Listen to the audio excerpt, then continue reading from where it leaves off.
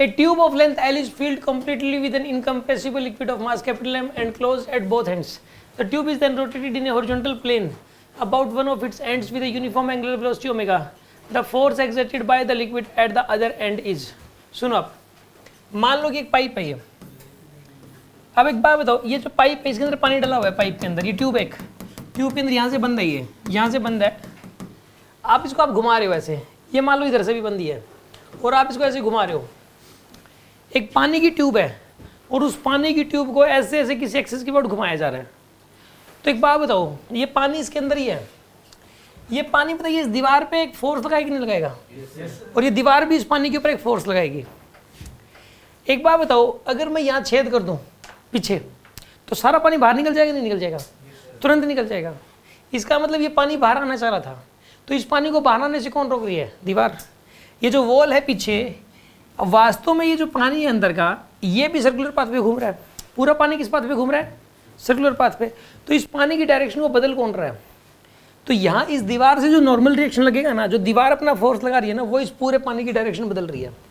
ये दीवार क्या कर रही है? इस पूरे पानी की डायरेक्शन को बदल रही है. आगे बात समझ में आपको?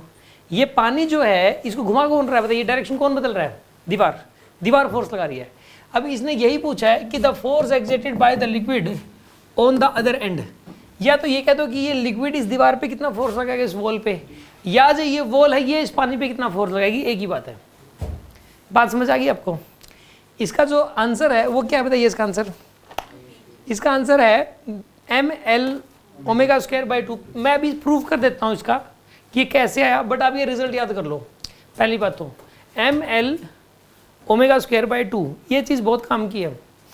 ठीक है, ये लिक्विड वाला क्वेश्चन अक्सर आ जाता है, अक्सर एग्जाम में आया हुआ क्वेश्चन है. 2006 में भी आया था ये, उससे पहले भी आ चुका है. ठीक है, मैं आपको समझा रहा हूँ ये आखिर ये आया कैसे. सर हम बाय द वे पेपर में भूल गए रिजल्ट, तो हम कैसे लिखेंगे? कि पहले तो समझ गए ना मैं बताना क्या चाह रहा हूँ.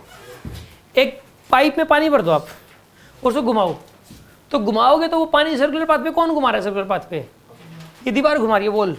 वॉल इस पानी को रोक के बाहर नहीं निकलने नहीं दे रही. ठीक है ना? अब आपको ये बताना है कि दीवार कितना फोर्स लगाएगी, ये फोर्स निकालना है. यार सुनो, इस पूरे पानी को, अगर इस पूरे पानी को ना छोटे छोटे पार्ट्स में सोचो आप, ये सोचो आप इसके छोटे छोटे एलिमेंट्स की फॉर्म में सोचो. dx लेंथ के एलिमेंट्स हैं.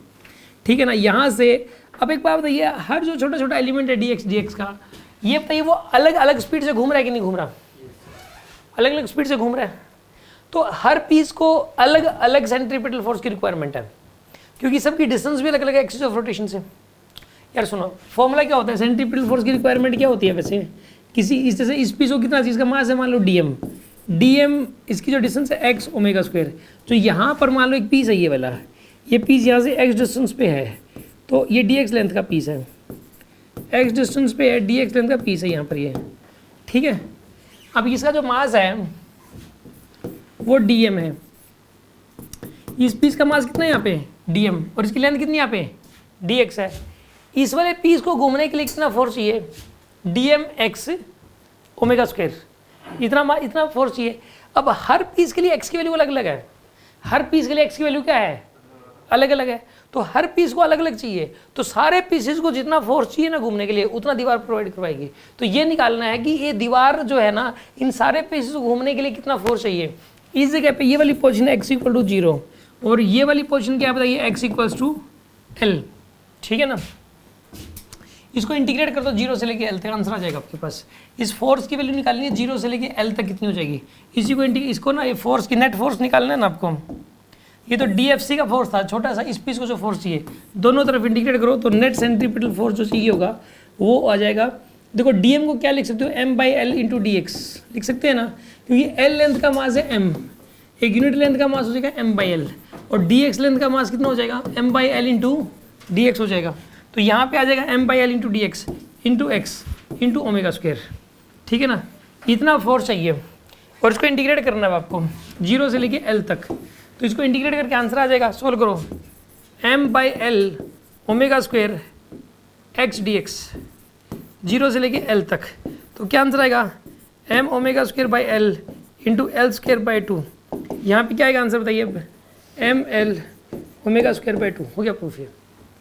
ये कोई डाउट हो तो बताओ इस किसी के इस चीज़ में.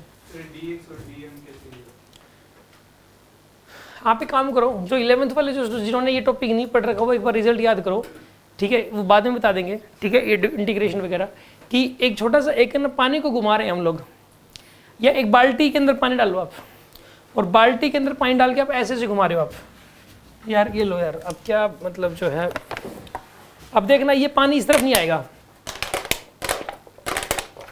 पानी कहाँ पर है, दीवार के साथ ही लगा हुआ है कि नहीं लगा हुआ, बताइए आप, पानी दीवार के साथ ही लगा हुआ है, पीछे की दीवार के साथ ही,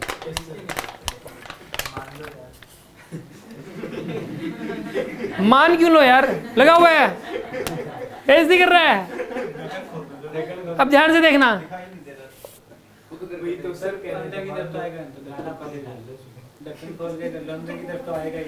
सही बात कह रहे हो,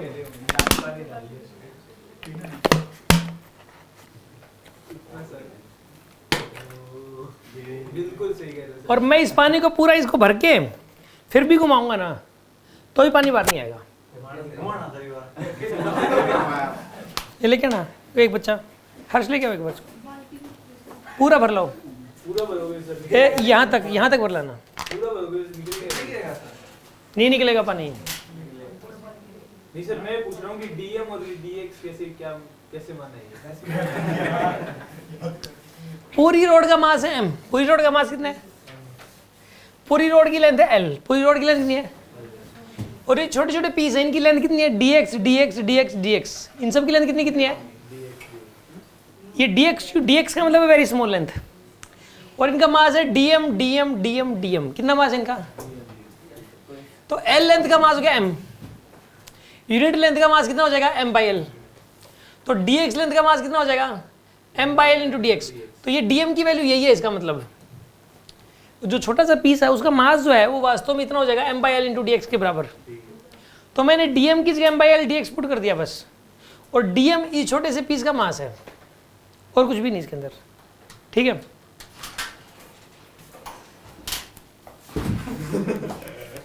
तो थोड़ा सा पीलू मार रही है तो बिल्कुल ही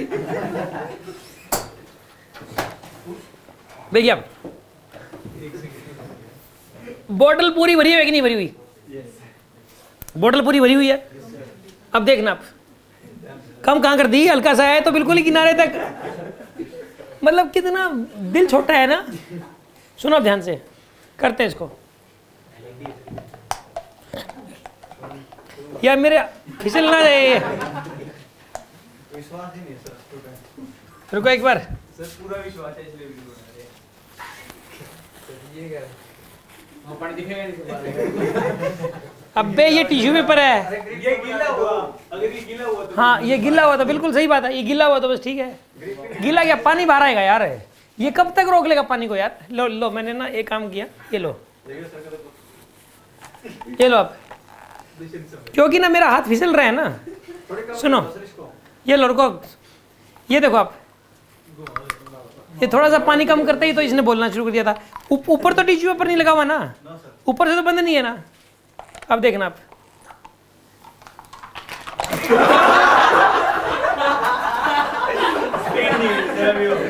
ए वर्गो क्या कह रहे हो, स्पीड कम थी, ऐसे में तो नहीं गिरता ये, ओरिजेंटल वर्टिकल में तो पक्का नहीं गिरता, ये देखो आप, चलो वर्टिकल में तो नहीं गिरता,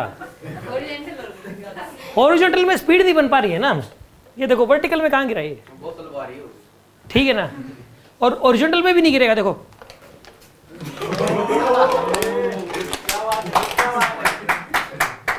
अबे ये बोर्ड समझ गया आप बात को, ये ना देखो नहीं गिर रहा है यार, इतना तो कहाँ गिरा, मतलब ओरिजिनल में किया था ना मैंने, ये देखो पूरी भरी हुई है बोतल भी यहाँ तक है।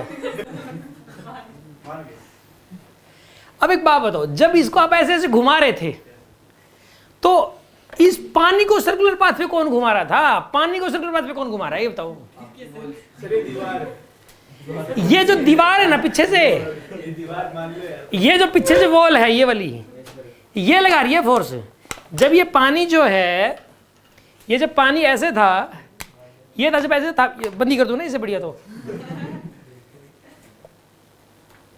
यहां पे जब ये पानी ऐसे था तो ये जब ऐसे घूम रहा था ना, तो ये बाहर की तरफ जाने की कोशिश कर रहा था, इस तरफ जाने को, तो इसको रोके हुए कौन था, ये दीवार रोके हुए थी। ये दीवार नहीं जाने दे रही थी, दीवार इसके ऊपर क्या लगा रही है, फोर्स लगा रही है। तो दीवार जो फोर्स लगा रही है उसकी वैल्यू पूछी थी इसने, तो उस फोर्स की वैल्यू हो जाएगी जो इसमें पानी भरा हुआ उसका मास इंटू इसकी लेंथ इंटू में ओमेगा का स्क्वायर बाय में 2 इतना फोर्स ही दीवार लगाएगी। रिजल्ट याद कर लो, इसका डेरिवेशन किया है मैंने ये वाला। अरे बात समझ में आएगी नहीं आई, कोई शक किसी को? भैया रिजल्ट याद करना है, M L omega square by 2, बस और कुछ नहीं, ठीक है।